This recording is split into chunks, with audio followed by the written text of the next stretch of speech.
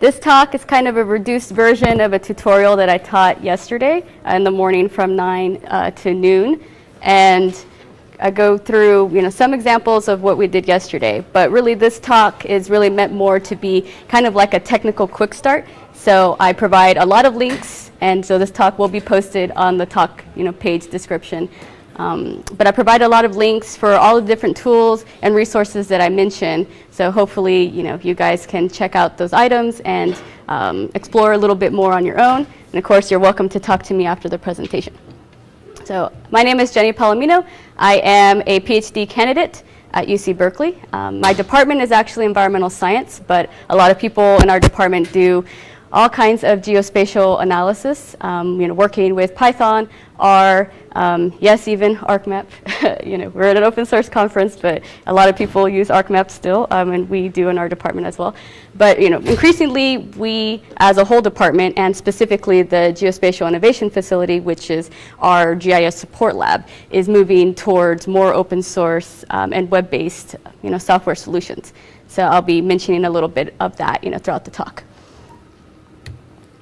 So as I said, this is like a technical quick start. This is sort of the flow of the presentation. I'm going to be sort of briefly talking about spatial types and formats, map projections very briefly. Going to get into Python, what it is, how to use it, how can you get started, talk about open source Python packages. I'll give 2 different examples from things that we did yesterday in the tutorial in PySAL and Rasterio. Do a little bit of comparison of Python to other options that are available out there, such as ArcMap, QGIS, R, some of those softwares that you might be familiar with, and then conclude with some open source web options for publishing your data, including ones that are Python-based, and then recluding there with the online free resources that I'm sure everybody will be excited to see. So before we get started, can I see a raise of hands of people that sort of actively work with spatial data in ArcMap? Or wow, great. Okay, so then I don't really have to go through this very much, right? You guys are familiar with primary data types. You're familiar with primary data formats, right? But just briefly, for those of you that didn't raise your hands, so vector data, tends to look like things that you would see in a vectorized map, right? So maybe something like Google Maps. You have points, lines, and polygons representing things. Lines could be roads, polygons could be, parcels, houses, but those could also be represented as points, right, depending on what you're trying to do with your data. Raster data sets, you basically have 2 types. Your continuous rasters representing, some kind of surface or gradient, right? So elevation is the example I'm using here. If you're using a discrete raster, that's usually something categorical, right? So land use is a good example of that, where you're using codes to represent the land use, but the code itself or the number, doesn't really mean anything, right? So it's just a representation of whatever data you're wanting to represent. Common data formats, you guys are probably very familiar with this. I've listed GeoJSON as a vector data format, but in reality, you can actually store raster data within it. It's maybe not as commonly done. Similarly with HDF5, most people tend to use that as more like a raster kind of data set, but you can actually use it for vector. So I just wanted to point out those 2 things. Continuation of spatial data. I always like to think about where spatial data lives. So we have file formats, that live on your computer or your server, right? So kind of data stored in memory. We have data structures, right? Data access via syntax, so GeoJSON or WMS. Even you could throw other options in there. Databases, data stored as geometry. So I've listed a couple of examples here to kind of highlight some open source ones and some proprietary versions. And you feel free to explore that on your own. Map projections, you guys working with spatial data are very familiar with this, but basically, quick rundown, it's a way of translating 3D or the globe, right, 3D surface to a 2D map surface, right? So there's lots of different ways to do this. I've just thrown 2 different examples on here. So the first one on the left is just a visual representation of what the UTM zone 13 looks like if you were to kind of drape it on a 3D surface. And the one on the right is showing the web Mercator projection being used in OpenStreetMap, but those of you who do any kind of web development know that this is used in a lot of other applications like Google Earth and Google Maps as well. So right now it's kind of like the standard mapping projection for WebGIS. Python. Raise of hands. How many guys actually use Python? great. So keep your hand up if you use Python for spatial stuff specifically. Okay, very cool. So you might be familiar with a lot of this stuff. Kind of throw up this slide because the one thing I sort of want to get across to newbies is that Python is a programming language, right? So it works on your operating system. It is platform independent, right? So you can use it on Macs, Linux, Windows. It's not like a software, right? It's not like a program. So it's a programming language that can be used in software or used in programs, right? So as you kind of see the different examples, it'll start to make a little bit more sense if Python is something completely new to you. So using it, there's sort of the traditional install, right? So via command line or via some kind of text editor or IDE. This is just an example of idle. Modern options, increasingly, a lot of people are using IPython specifically for teaching, but also just to have a reproducible set of workflows that you can easily give out to your team. But I also want to highlight here some completely cloud-based options. Python Anywhere is a good option. It's actually featured on the main Python website. It's free to start with it, so that's interesting and cool to kind of check out. And it's actually really neat. I was considering using that for the tutorial, but with the internet situation, I wasn't quite sure if that was a good idea. So we ended up going with a traditional install for the tutorial. But check it out if you haven't already. It's a neat option. Distributions, there are a lot of them. There's a link down here to others. I'm just sort of highlighting these three, particularly because these are the three that I was promoting for the tutorial yesterday. So for Windows users, WinPython is a really good option. Also, if you have ArcMap already installed on your Windows side and you want to not mess with that Python distribution, WinPython is actually like a self-contained distribution. So the way it works is when you install it, it just extracts a folder somewhere, wherever you decide you want to put it, and everything gets installed and works within that environment. So it doesn't actually affect your ArcMap installation, which is a concern oftentimes for people using ArcMap. And Anaconda and Canopy, some of you might be familiar with those. And I've just kind of listed some packages that are available in each of those. And a lot of these different packages and libraries were used in the tutorial. So I was trying to highlight, depending on which one you install, you're going to get different options, particularly different version types, and maybe different options depending on which item you install. So Canopy is a good example of that. There is the free version of Canopy, then there's like the full version that you actually have to pay for. But if you are an academic, so you have an email address that ends in .edu, you actually get access to the full version for free. So that's an interesting thing to check out. And the last thing I want to point out is Anaconda and Canopy are meant to work with all the operating systems, Windows, Mac, Linux. WinPython is obviously just for Windows, but Anaconda is now making their virtual machines available for use on Amazon Web Services and also just as a file that you download for you to use in VMware or VirtualBox or whatever other virtual machine software you have. As far as other kinds of environments, Berkeley has been trying to sort of solve the Python installation problem at the university. So a group of people have come together to create the Berkeley Common Environment. So it's meant to be a virtual machine specifically for scientific computing. So I have the website there if you want to check it out a little bit. Another virtual machine that is very popular, so OSGeo Live, has a lot of things already installed, particularly for open source and WebGIS. So check that out if you're interested.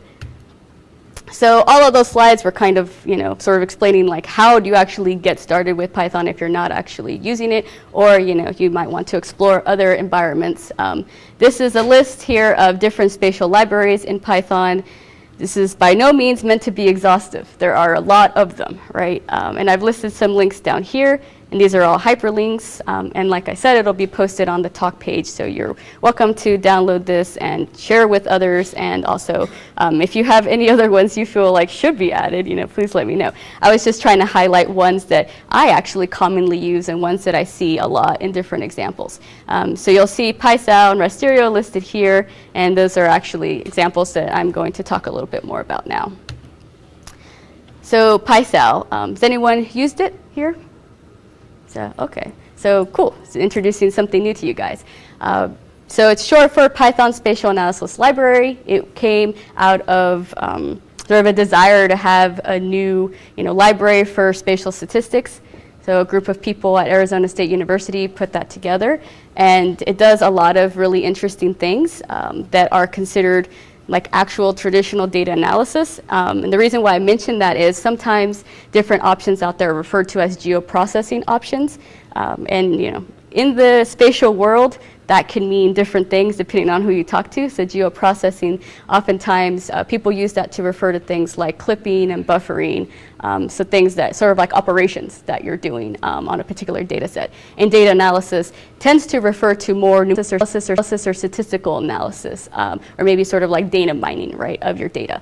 So PySAL specifically meant to do data analysis. It can do some geoprocessing if you add Shapely there, so I've added that at the bottom. So it has some interesting examples of combinations between the two. But PySAL by itself, is really meant to address some of these spatial statistics, that you might want to look at. So spatial autocorrelation, you might want to do some regionalization, which is what this image is here. So it's a road data set, and you're trying to look at different groupings of roads. In this case, it's a spatial grouping, but you could do regionalization based on characteristics.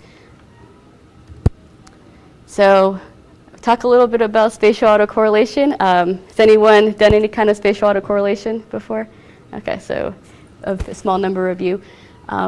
There's basically two different ways to talk about spatial autocorrelation. There's a global indicator and there's a local indicator, and it's very much what it sounds like. So the global indicator is looking at an entire landscape and trying to determine, how similar or dissimilar are the features to each other within that landscape.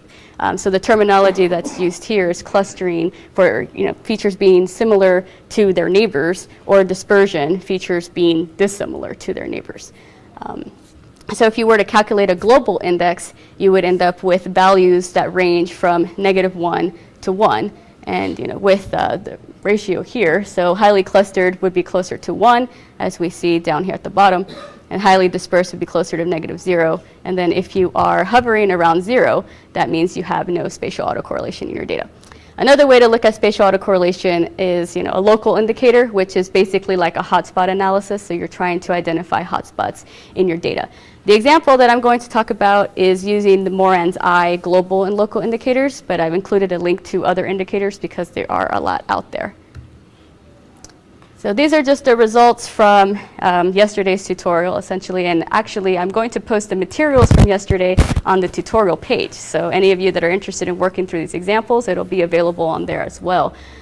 So this is sort of quickly showing the data. So this is an example of crime data, specifically homicide rates, actually, for 78 counties around St. Louis. So the idea here was to look at the data and identify whether or not it looks clustered right across the landscape, but in a statistical manner. So you actually calculate the indicator with a p-value for significance, which those of you from the statistics world, that might mean something. If you're not from that world, don't really worry about that, but it's basically a way to describe like how confident you can be about your result. And so in this case, the global Moran's Eye was higher than 0, but not quite 1. But the statistical analysis actually showed that the p-value was showing that the data was significantly clustered. And the hotspot analysis, which is the local version of the global Moran's Eye, ended up showing 3 different clusters of hotspots. And I've included links to the CartoDB services that I just created quickly for these 2 things, so for people to explore. So why use PySAL for this? I think there's lots of different reasons, and I tried to condense them to this page. So the first, I guess, group of reasons is if you're using ArcMap already, and let's say you wanted to do spatial autocorrelation, it doesn't really give you a lot of options. So it makes it a little bit difficult to try to get statistical significance in like a really robust way. It actually does provide you a p-value in those things, but the default setting is to run one run of the random distribution that you're comparing your data set to. And in order for you to actually run multiple versions of that random distribution, you would actually have to write your own code to do that. It currently does not do that. So PySAL takes care of that very easily within the function. It's just an extra parameter. You tell it how many runs you want to do. So it makes it very easy. It also allows you to do adjustments of the populations for different sizes. So the example here is, I was talking about homicide rates for the counties, right? So rates are usually at least in the crime data, is presented as some number of homicides, for example, per 100,000 individuals in the population, right? So it's already in somewhat of an adjusted way, so you can compare county to county, right?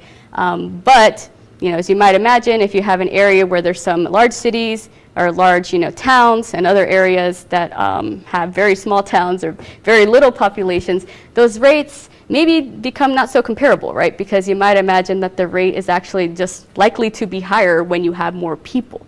So this actually allows you to adjust the homicide count now by the county population. So that's some of the stuff that we worked through in the example.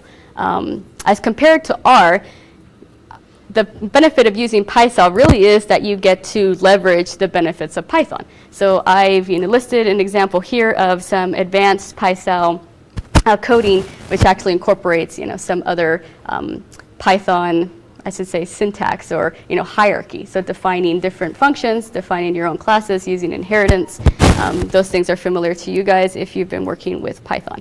And other specific thing I want to mention about working with PySAL versus doing this in R is that it makes it really easy to then embed in desktop or web applications, right? Because then you're just sort of calling and executing a Python function or a Python script, depending on how much you have written, as opposed to working with R, which is not as easy to integrate in other applications. I will talk about this at the end, but R does have a new tool, I guess R Shiny, that's becoming really popular for trying to get R items, scripts, and data onto the web. But it's still relatively new, and it kind of is the only option, and Python has a lot of options. So I think this is the benefit of working with PySAL instead of R. So the other example that we worked through was raster geoprocessing and data analysis using Rasterio. And Rasterio is an interesting library and package, I should say, because it has a lot of other tools available in it, including like a command line to run its own tools. And basically what it can do for you is a lot of raster calculation and raster manipulation, such as stacking of multiple bands, which becomes important if you're downloading data, say, from the USGS and you're interested in getting a Landsat image for your area. You might know, if you've done this before, that you actually download each band as an individual geotiff, and that can make it a little annoying when you're doing some calculations, or maybe you're trying to actually create some composites, right? You want a true color composite of red, green, and blue bands, or maybe you want a false color composite. And so in order to stack them, it becomes a little bit annoying to do in other software. Rasterio makes it really easy to do in Python. And last, I have two different examples here of trying to write your own histograms and using color maps to actually map your raster values to different red, green, and blue combinations for visual display on your computer. The kind of downside, I would say, to Rasterio is that it kind of requires a lot of things, right? So for Mac and Linux, this tends to not be as big of a problem. For Windows users, this can get a little tricky. I've provided an installation guide for the tutorial, so if you guys are interested, feel free to reference that and work through trying to get those installed. But the example that we worked through yesterday was calculating a normalized difference vegetation index, which is essentially a way to come up with an index that can compare different pixels based on their vegetative cover. So you end up with, again, an index that ranges from -1 to 1, -1 being a closer representation to water, 1 being sort of like full forest, and in between, around 0, you're looking at barren area or development, so maybe some concrete, and then in the lower values, you're looking at some shrub and grassland. So this is the example that we worked through. It's a geotiff of a Landsat image for the San Francisco Bay Area. On the right is the NDVI result. So around, this around -1, which that should say -1, is this red and orange colors, which in this case, kind of highlight water, and all the way to 1, which is more of a vegetative cover. And we have some yellow in between that, is kind of a lower end value of, maybe shrub and grassy areas. And last, in terms of examples, I want to quickly highlight GeoPandas, even though I didn't do an example of it, because it's a good package. It tries to bring together the Pandas library and the Shapely library to do, geoprocessing, which again I mentioned before. Most people refer to geoprocessing as being these kind of manipulations that you do on the data, such as buffering, intersections, unions, difference. The example they have here is actually some points in the New York boroughs. And so that's where the color coding comes in. And I believe the points were of gas stations, and they did buffers around the gas stations, about a quarter mile, I believe. And then they did a difference between, the buffer of the points and the boroughs to see what areas of the boroughs were not being covered or serviced by, these particular gas stations. Requires a couple more things than PySAL. PySAL is actually, relatively easy to install comparatively. But a lot of these other, things that you would need to install, such as Pandas and Shapely, are actually very useful geospatial packages that you should explore. And similarly, I didn't mention that with Rasterio, but it requires GDAL, and it's another package that I highly recommend you explore. And again, GDAL also has its own command lines and other extra tools that you can explore that work, sort of side by side with Python and outside of Python. So kind of nearing the end of the presentation, I wanted to talk a little bit about Python as compared to other spatial tools out there. I think a lot of times when Python is compared to other tools, specifically in the spatial world, people tend to focus really just on this row, right, of analyzing data. I am a developer. I actually create tools as part of my dissertation and PhD work and professionally. So I always take, kind of like the developer look at different things, so sort of a higher level look of, your whole environment and how does a particular option work with all the different components or the different areas of what you actually need to do in your workflow. So I've kind of set that up this way. So setting up your environment, all of these things are very subjective, I would say, but if you're trying to maybe sort of look at time and what's required, Python can be a little bit difficult for people to get started with. I think once you have your environment set up, it's really easy to install new libraries and packages on top of that. But if you're a newcomer, it can seem a little daunting and a little scary, but there are a lot of resources out there to get people started, and that's why I also included those distributions and the virtual machines as sort of a quick start for some of you. But overall, I would rate, the open source GIS, such as QGIS, probably the easiest option because it's, OS independent, right? So it will run on anything as opposed to ArcMap, which needs Windows to run. And it's a relatively easy install. It's actually an executable and has a pretty good GUI. As far as spatial databases go, I think that Python is a clear winner. I mean, R does have different packages available for working with databases, but Python is more widely used. And there are, within a lot of database management options, ways to work with Python directly in that environment, as opposed to going from Python to that environment. You can stay in that environment, such as Postgres or other options, and actually work with Python within the environment. Analyzing data, this maybe depends on who you talk to, so that's why I kind of bolded both of these. I am from an environmental science department where R is kind of king, so that's pretty common in the environmental sciences, but in other sciences, Python is widely used, and right now it is one of the top programming languages for scientific computing, and I think it handles big data a lot better than R. So one particular example of that is that the default of R has usually been to read in data and then essentially make like a copy of it in memory for it to work with, right? So that's essentially like a duplication of your data.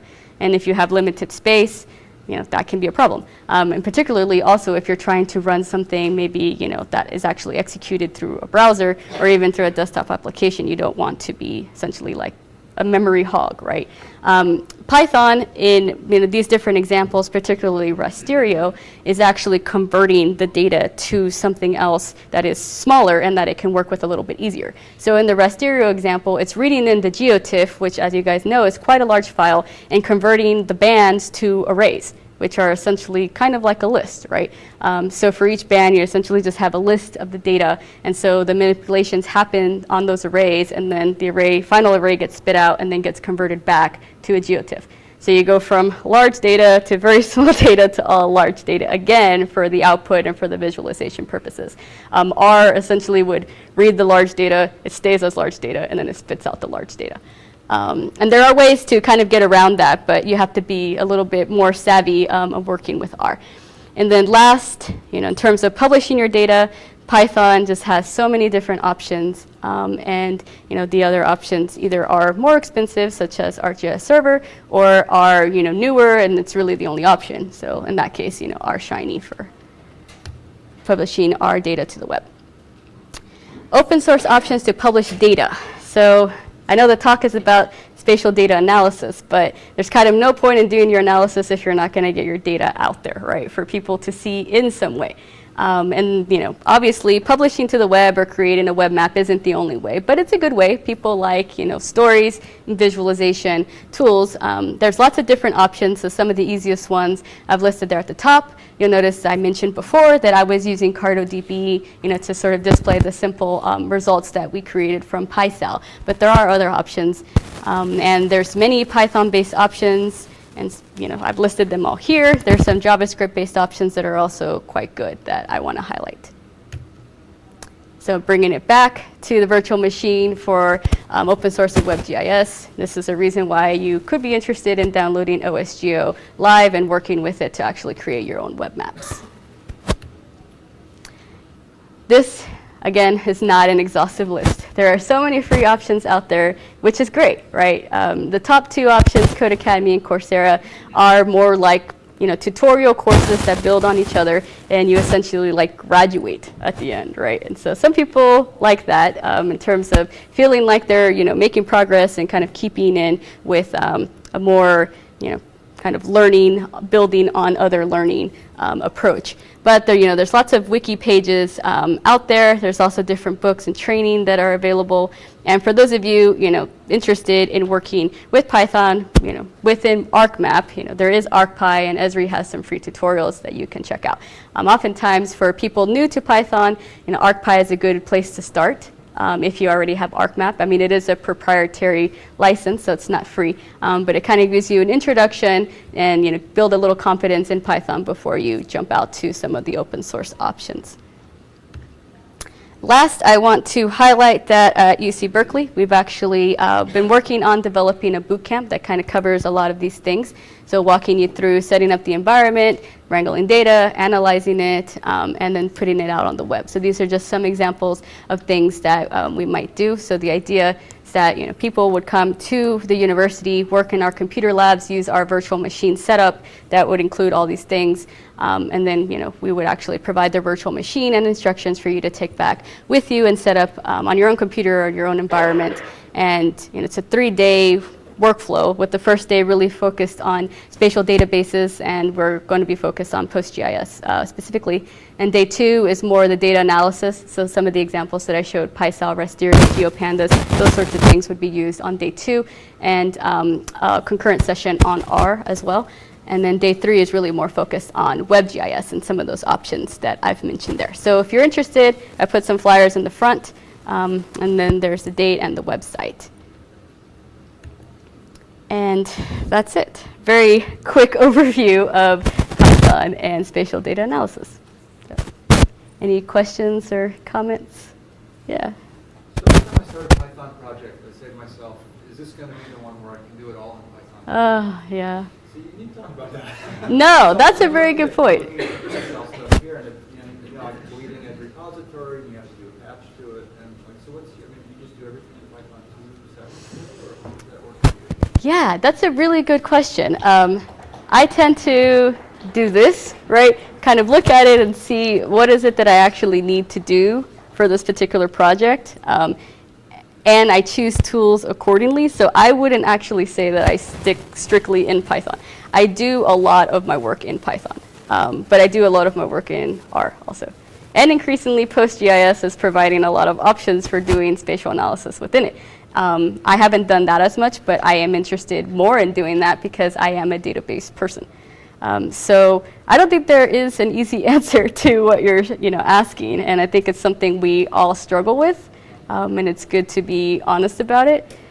So I would probably say kind of using this idea, I tend to sort of draw out like a workflow or a pipeline of like all the different steps, and then under each one I list out what all of my options are, and then I look at the whole thing and see what are the recurring, or the top one that keeps showing up in each section, right? So very similar to how I did here. And then I try to see if there's ways to integrate them together. So one example could be maybe there's some things I want to do in Python and some things I want to do in R, and maybe I use RPy essentially to do that combination. So there's lots of different tools out there for trying to do this kind of interoperability between these different softwares and programming languages that I didn't mention up here, but that should probably be another slide of interoperability. I've actually done a whole tutorial on that before. And there's lots of other tools that even Esri was exploring for a while. They were creating a package called RTools to essentially work with R, as an ARC, toolbox. So that's an interesting idea. So people are trying to get around it, but yeah, I don't think there's a clear answer. Great question, though. Well, yeah. Can you make a vector data interact with raster data, like doing overlays between vector and raster and extract summaries for polygons? Yeah, so Rasterio, I didn't mention that, but it actually does have an option for vectorizing, raster data and also rasterizing vector data. So yes, it's something you can do in Rasterio. I know that PySAL has options for that as well, but I'm not as familiar with it. So I'm more familiar with the one in Rasterio. So essentially, if you were to do that, everything becomes rasterized. You can do a raster calculation, right? So maybe for, I don't know, some kind of suitability analysis or something like that. So. Any way to take Rasterio and convert a U-tip down to a JP-tip? I'm not sure. I know it does file conversions, but I'm not sure to what files. And so, yeah. It actually has a pretty good list on the website. I just haven't really focused on that very much, yeah. Did you say your talk will be posted on the website for the conference? Yeah, so each talk has a description page, and at the bottom, the presenters should be posting their slides. I just haven't done it yet because I was still revising this based on the tutorial yesterday, but I will be doing that. Great.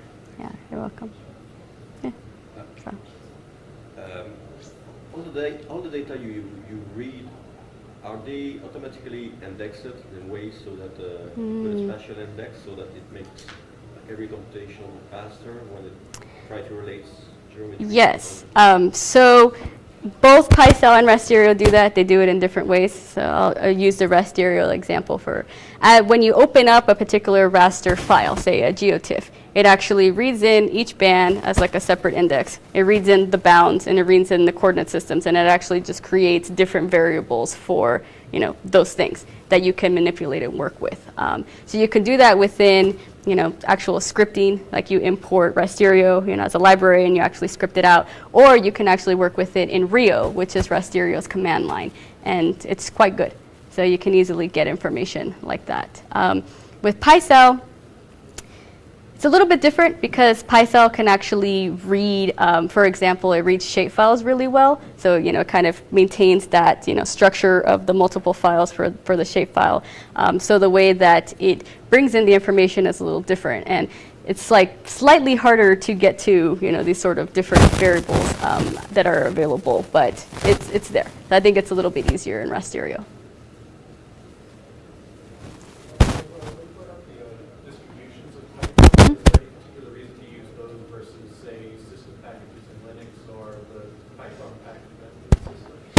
No, I definitely don't think that there is. These to me are maybe more the easier options for beginners.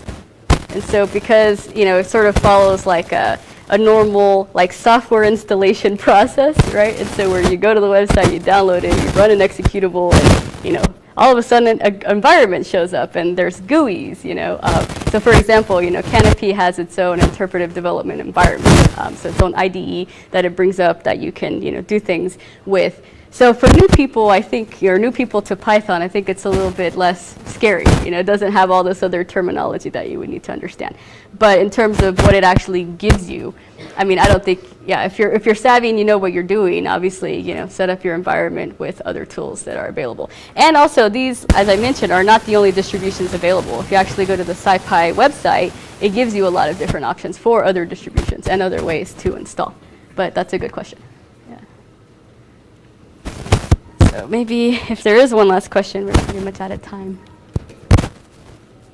Yeah.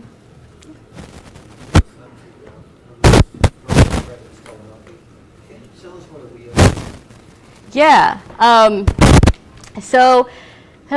It's the easiest way to describe it. Okay, so it's basically like all of the different, okay, so when you download a library or a package, right, what you're actually doing is bringing in a bunch of like other scripts that are referred to when you write something like import PySAL. There's like a set of scripts, right, that you pretty much like downloaded and installed on the computer. So that is, what you're doing when you actually install, PySAL, say, using pip or something. So the wheel file is like a zip file version of all of those things kind of compressed into a format that makes it a little bit easier for pip to read. So you can type something like pip install and then, gdal.whl or something like that. And also the wheel files, you can actually do that particular pip install on Windows, which actually makes it really easy. So that's sort of a short version of what the wheel file is. Maybe if someone else has a better definition, please feel free to just chime in. But, yeah. Yeah. Python libraries which are reaching into C and Fortran code. Yeah. So there's issues with compilers and definitely. Which is why sometimes